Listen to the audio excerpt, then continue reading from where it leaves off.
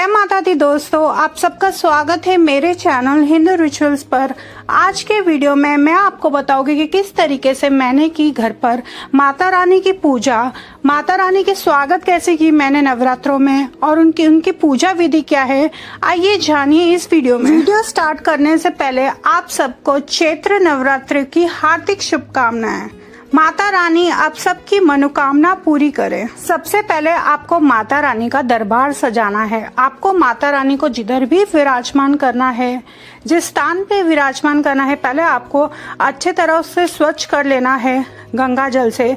फिर आपको आसन बिछाकर कपड़ा रखना है उसके ऊपर। पाटे के नीचे थोड़ा सा चावल अक्षत रख दिया है, उसके ऊपर कपड़ा बिछाया है, माता रानी की फोटो रख दी है। अभी मैं लक्ष्मी गणेश जी को भी विराजमान करूंगी। अभी सबसे पहले हमें ज्योत को स्थान देना है, उनकी पूजा करनी है। मैंने थोड़ा सा अक्षत लिया है, जिस जगह मैंने अपने अखंड ज्योत जलाना है उधर मैंने थोड़े से फूल अक्षत रख दिए हैं। आप चाहो तो आप अष्टदल कमल भी बना सकते हो। मैंने थोड़े से चावल अक्षत रखे हैं, एक प्लेट में स्वास्तिक बना लिया है, उसके ऊपर मैंने ज्योत रख दिया है। इसमें मैंने तिल का तेल डाला है। आप चाहो तो आप घी का भी जला सकते हो, जैसे आपकी मानो या जो आपके घर पे रीति रिवाज फॉलो होता हो। सबसे पहले हमें ज्योत जलाना है, क्योंकि ज्योत जो है हमारे हर उपास, हर व्रत का साक्षी होता है। ज्योत आप कभी भी खाली ना जलाए, उसके अंदर आपको थोड़े से अक्षर डालने हैं और चाहो तो 2 जोड़ी लौंग के भी आप डाल सकते हो, जो आपके घर पर रीति रिवाज हो। मैंने 2 लौंग की जोड़ी डाल दी है और थोड़ा सा अक्षत भी डाल दिया है। अभी मैं उसे ढक दूंगी। ज्योत को ढकने के बाद अभी हम सबसे पहले करेंगे गणेश जी की पूजा। हमें गणेश जी को सबसे पहला तिलक लगाना है, उसके बाद थोड़ा हल्दी कुमकुम चढ़ा देना है, फिर हमें अक्षत चढ़ाना है। साथ ही साथ अगर आपके पास वस्त्र है या मौली है या जनेऊ है, आप वो भी धारण करवा सकते हो उन्हें। मैंने मौली चढ़ाया है वस्त्र के रूप में। उसके बाद आपको फूल चढ़ा देने हैं। आपके पास जो भी फूल अवेलेबल हो आप चढ़ा दीजिए। मेरे पास देखो लाल गुलेड़ का फूल भी अवेलेबल था, मैंने वो भी चढ़ा दिया है। इस वक्त मेरे पास धुरवा अवेलेबल नहीं था, इसलिए मैंने धुरवा नहीं चढ़ा है, मैंने बाद में चढ़ा दिया था धुरवा। इसके बाद आपको लक्ष्मी माता को तिलक करना है, हल्दी कुमकुम लगाना है, अक्षत चढ़ाना है, उन्हें भी मौली का वस्त्र चढ़ा देना है। उसका फूल उनके पास अर्पित कर देना है। अभी मैं करूंगी माता रानी की और 9 माताओं की पूजा। सबसे पहले मैंने उन सबको तिलक लगा लिया है। आपको एक एक करके तिलक लगा लेना है। आप चाहो तो आप हाथ का भी यूज कर सकते हो, बट मेरा जो है थोड़ा गीला हो गया है ज्यादा तिलक, इसलिए मैं रुई से लगा रही हूँ ताकि वो फोटो में फैले ना सिंदूर। 9 देवियों को तिलक लगा लिया है मैंने। उसके बाद मैंने शेरावाली माता को भी लगा लिया है। उसके बाद आपको तिलक लगाने के बाद आपको नीम का पत्ता जरूर माता को चढ़ाना है, क्योंकि नवरात्रे चल रहे हैं। आपको नीम का पत्ता जरूर माता रानी को चढ़ाना चाहिए। वो बुरी बला जो भी होती है उन सबको ऑब्जर्व करने का ताकत रखती है।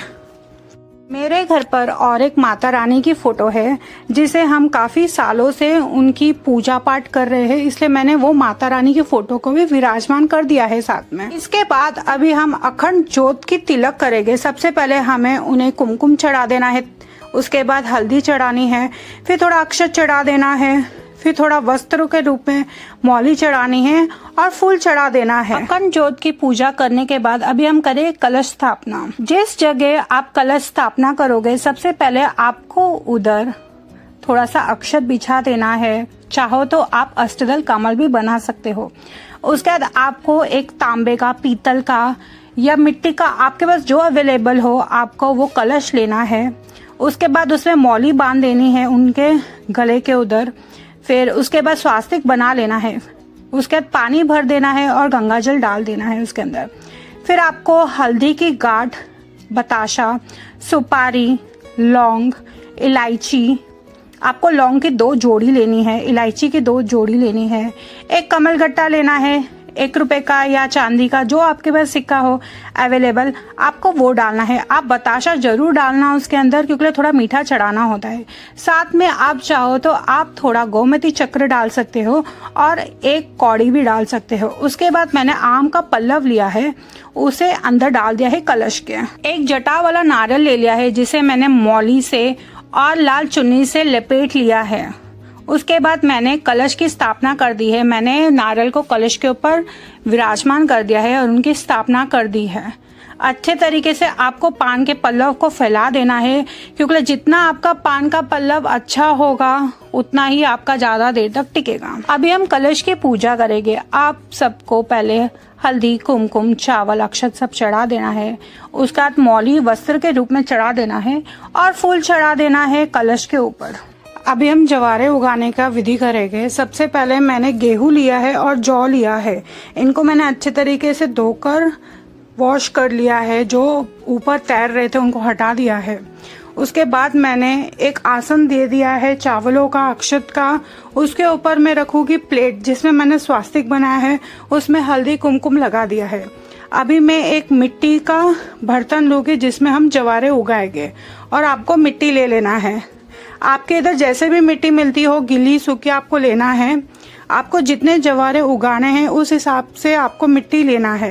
देखिए मैंने अच्छा एक्स्ट्रा मिट्टी लिया था, मैं निकाल रही हूँ। जितना मुझे चाहिए मैं उतना ही लूँगी, बाकी सब निकाल दूंगी मिट्टी। जवारे उगाने के टाइम पे आपको अच्छी मिट्टी लेनी है। मिट्टी को अच्छी तरह से छान लेना है। मोटे मोटे उसमें कंकड़ पत्थर ना हो। अगर वो हो गए तो जवारे ठीक से उगेंगे नहीं। उसके बाद मैंने मिट्टी और जवारे जो मैंने उगाने हैं धान, उन दोनों को मिक्स कर लिया है। अच्छे तरीके से मिक्स करने के बाद अच्छी तरह मैं इवनली उसको स्प्रेड कर दूंगी। अभी अच्छे तरीके से इवनली स्प्रेड करने के बाद अभी मेरे पास जो थोड़े बहुत और रह गए थे मैंने अच्छे तरीके से और ऊपर से स्प्रिंकल कर दिए उसे, ताकि कोनों कोनों में भी अच्छे तरीके से जवारे उगाए। देखिए अच्छे अच्छे कोनों में भी अच्छे तरीके से आप स्प्रिंकल कर दो, ताकि आपका जो धान है, जो जवारे उगने वाले हैं, वो अच्छे घने उगे। अभी हम पानी लेंगे। पानी में मैंने थोड़ा सा गंगा जल भी पानी मिक्स कर दिया है। अभी देखिए हमने जो धान उगाना है, हमें खेती करना है, उसमें अच्छे तरीके से आपको स्प्रिंकल करना है। मतलब कि उसका सींचन करना है, ना कि डायरेक्ट ऐसे ही पानी डाल देना है। अगर आप ऐसे पानी डालोगे ना तो आपका एक जगह से अच्छी खेती होगी, एक जगह से नहीं होगी। तो आपको अच्छे तरीके से पानी को सींचना है उसमें, क्योंकि आप जितना अच्छा सींचोगे, बोलते हैं सींचने से पानी लक्ष्मी की प्राप्ति होती है। के बाद आपको हल्दी, कुमकुम, अक्षत और वस्त्र चढ़ा देना है, खेतरी को भी, और फूल चढ़ा देना है। इसके बाद अगर आप चाहो तो आप उसे चुन्नी से भी ढक सकते हो। अगर आपको चुन्नी से नहीं ढकना है, आप चाहते हो आपकी खेतरी जो है वो जल्दी उगे, तो आपको एक प्लेट लेना है, उसके ऊपर स्वास्तिक बनाना है और उसे ढक देना है उसे, ताकि उसके गर्माहट से जो आपने जौ और गेहूं जो उगाए हैं उसका फटाफट अंकुरित होना चालू हो जाएगा। 16 षोडश मातृकाओं की पूजा। किसी किसी के घर पे 16 मातृकाओं की पूजा होती है, किसी किसी के इधर नहीं होती है। वो आपके घर पे जैसा रीति रिवाज है आपको वही फॉलो करना है। अब मैंने उन सबको कुमकुम लगा दिया है। कुमकुम लगाने के बाद अब मैं हल्दी चढ़ा दूंगी सबको। हल्दी चढ़ाने के बाद फिर मैं थोड़ा अक्षत चढ़ा दूंगी सबको। मैं एक्चुअली में सबके ऊपर एक ही साथ डाल रही हूँ, क्योंकि एक एक को करना बहुत डिफिकल्ट हो जाता है, इसलिए मैंने एक को कर दिया है। उसके बाद मैं उनको वस्त्र भी चढ़ा दूंगी और फूल चढ़ा दिया है। उसके बाद अभी हम करेंगे माता की पूजा। अगर आपके पास शेरावाली माता की मूर्ति है तो आपको उनको भी पूजना है। अगर नहीं है तो कोई बात नहीं, आपके पास अगर फोटो अवेलेबल है तो आप फोटो को भी पूज सकते हो। मेरे पास मूर्ति भी अवेलेबल है तो मैं मूर्ति को भी पूजूंगी। ये मैंने लौंग की माला बनाई है, 21 लौंग की माला बनाई है माता को चढ़ाने के लिए। आप चाहो तो आप माला ऐसे भी चढ़ा सकते हो नवरात्रों में, या आप कोई विशेष मनोकामना के लिए भी चढ़ा सकते हो। जब तक आपकी वो विशेष मनोकामना पूरी नहीं हो तब तक आपको लौंग की माला नहीं उतारनी है। जिस दिन पूरी हो जाए आपको ये माला जो है आपको विसर्जन कर देना है। इसके बाद मैंने माता को भी हल्दी, कुमकुम, रोली सब चढ़ा दिया है। अभी मेरे पास है माता की त्रिशूल। मैं माता के त्रिशूल को भी मैंने मौली बांध दिया है और तिलक करके माता रानी के फोटो के बाजू में विराजमान कर दिया है। आपको माता रानी का दरबार अच्छे तरह फूलों से सजा देना है। देखिए मैंने पंचमेवा लिया है। अगर आपके पास पंचमेवा अवेलेबल हो तो आपको पंचमेवा लेना है। अगर नहीं हो तो आपके पास जो ड्राई फ्रूट्स अवेलेबल हो, काजू बादाम, आप वो भी चढ़ा सकते हो। ऐसा कोई कंपलसरी नहीं है कि पहले दिन में ही आपको चढ़ाना है, आप बाद में भी अवेलेबल करके चढ़ा सकते हो। लौंग बताशा, आपको लौंग बताशा जरूर नवरात्रों में ला के चढ़ाना चाहिए। रोज आपको ये लौंग बताशा जरूर चढ़ाना चाहिए माता रानी को। भोग के रूप में। इसके बाद अभी मैंने लिया है पान, सुपारी, इलायची, लौंग, नारियल और हल्दी का गांठ और साथ में बताशा रखा है। ये भी आपको पान भोग में चढ़ा देना है। आप चाहो तो आप इस तरीके का भी पान चढ़ा सकते हो, नहीं तो फिर जो रेडीमेड पान आते हैं आप वो भी चढ़ा सकते हो, बट आपको ध्यान रखना है उसमें आपको चूना और कटका नहीं चढ़ाना है। तो इट्स बेटर कि आप अपने तरफ से अपना खुद का बनाकर ही चढ़ाओ माता रानी को, क्योंकि जितना हो सके आपको नवरात्र हो या कोई भी उपास हो, अपने हाथों से बनी हुई चीजें ही भगवानों को भेंट करनी चाहिए। आपको कोई भी फल चढ़ाना है, अगर आपके पास मौसमी फल अवेलेबल हो तो वो ज्यादा अच्छा, आपको मौसम के हिसाब का फल चढ़ाना चाहिए, ठीक है। उसके बाद आपको एक घी का दीपक जलाना है, साथ में आपको धूप अगरबत्ती दिखानी है। सारे भगवानों को जिन जिनको आपने स्थापना किया है नवरात्रों में, आपको सबको दिखा देना है धूप अगरबत्ती। धूप दीप दिखाने के बाद अभी हम करेंगे छोटा सा हवन। मैं जो हवन कर रही हूँ मैं नारियल के साथ हवन कर रही हूँ छोटा सा, क्योंकि बहुत लेट हो रहा है इसलिए मैंने अभी हाल फिलहाल इससे किया है, क्योंकि मैं जब शाम के समय जब सप्तशती का पाठ करूंगी उसके टाइम पे मैं उपलों के साथ करूंगी। और ये स्पेशली हवन उनके लिए है जिनके पास उपले अवेलेबल नहीं होते या जिनके पास टाइम नहीं है उपलों के साथ करने के लिए, क्योंकि उपलों के साथ करो तो थोड़ा टाइम लगता है। ये उनके लिए है जिनके पास टाइम नहीं है, जो ऑफिस वर्किंग वाले हैं या जिनको आता नहीं है, उनके लिए बहुत ईजी वे है हवन करने का। मैंने एक हवन का पात्र ले लिया है, उसको मैंने तिलक लगा दिया है, अच्छे तरीके से हल्दी कुमकुम चढ़ा दिया है, थोड़े मैंने नारियल के टुकड़े रखे हैं, ठीक है। उसके बाद सबसे पहले आपको कपूर से जला लेना है अग्नि को। उसके बाद आपको 5 आहुति देना है घी की। 5 आहुति घी की देने के बाद आपको एक एक करके नारियल को चढ़ाना है। और देखो आप नारियल के साथ हवन कर रहे हो तो आपको ज्यादा घी डालने की जरूरत नहीं है, क्योंकि नारियल में ऑलरेडी ऑयल रहता है, ऑलरेडी तेल रहता है, तो उसके लिए आपको ज्यादा डालने की जरूरत नहीं है।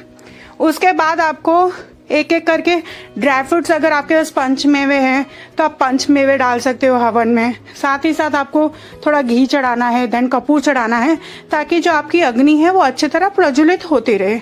आप जब भी हवन करने जाओ सबसे पहले आपको भगवान जी का वाहन करना है, हवन जी का और साथ में स्वाहा माता का। उसके बाद ही आपको अग्नि को प्रज्वलित करना चाहिए। उनका आशीर्वाद लेने के बाद उनको बोलना चाहिए कि हम ये हवन करने जा रहे हैं, आपका आशीर्वाद बरसाइए हमारे ऊपर और हमारे हवन को सफल कीजिए। इसके बाद देखिए मैं अभी 2 जोड़ी किशमिश की चढ़ा रही हूँ। देखिए जब अभी आपकी अग्नि अच्छी तरह जलने लगे, अच्छी तरह प्रज्वलित होने चालू हो जाए, इसके बाद आपको लेना है एक बताशा और 2 लौंग। आप चाहो तो बताशा लौंग दोनों साथ में चढ़ा सकते हो, या आप बताशा लो, उनको घी में थोड़ा डुबो फिर चढ़ाओ, उसका लौंग की जोड़ी लो, उन्हें भी थोड़ा घी में डुबो के फिर चढ़ाओ। आपको ऐसे ही नहीं चढ़ाना है, ओके। उसके बाद आपका हवन हो जाएगा अच्छी तरह। देखो अभी आप डालोगे ना तो अच्छी तरह आग पकड़ना चालू हो जाएगा उससे। उसके बाद आपको घी की लास्ट आहुति देनी है। आहुति देने के बाद आपको अभी पानी लेना है, पानी को घुमा देना है 3 दफा अग्नि के इर्द गिर्द। अभी जैसे कि मेरे टेबल के ऊपर पड़ा हुआ है, कपड़ा बिछा हुआ है, उसके ऊपर मैंने हवन किया है, तो मैं पानी को तीनों तरफ नहीं घुमाऊंगी, मैं थोड़ा सा पानी लूंगी और 3 बार छिड़कावा कर दूंगी अग्नि के सामने। ऐसे सिंपल तरीके से मैंने की हवन। अभी हवन करने के बाद अभी हम आरती करेंगे। मैंने एक थाली ले लिया, उसे अच्छी तरह सजा दिया है, थोड़ा चावल लिए, कपूर लिया है, उसके ऊपर लौंग रख दिया है। आपको जब भी आप नवरात्रों में पूजा करने जाओ तो आपको कपूर लौंग जरूर जलाना चाहिए माता के सामने। हम आरती चालू करेंगे। सबसे पहले हमें प्रथम गणेश जी की आरती करनी है, क्योंकि हर जगह सबसे पहले हम गणेश जी की आरती करते हैं, क्योंकि वो विघ्नहर्ता है। इसलिए हम पहले गणेश जी, लक्ष्मी माता की करेंगे, फिर सारी जितनी भी माताएं बैठी है उन सबकी करेंगे।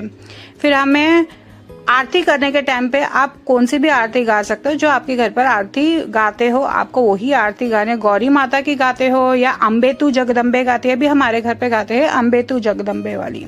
अभी हम आरती गाएंगे। अम्बे तू है जगदम्बे काली, जय दुर्गे खप्पड़ वाली, तेरे ही गुण गावे भारती, हो मैया हम सब उतारे तेरी आरती।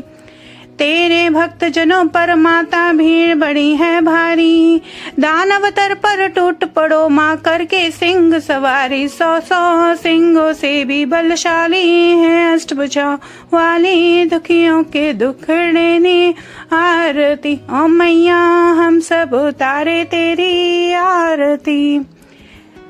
आरती गाने के बाद आपको सब आरती जो है आपको सबको दिखा देना है। आपको अखंड ज्योत को दिखा देना है, आरती कलश को दिखाना है और खेतरी को भी दिखा देना है। आरती हो जाने के बाद आपको एक हाथ में दक्षिणा लेना है, थोड़ा चावल लेना है और फूल लेना है।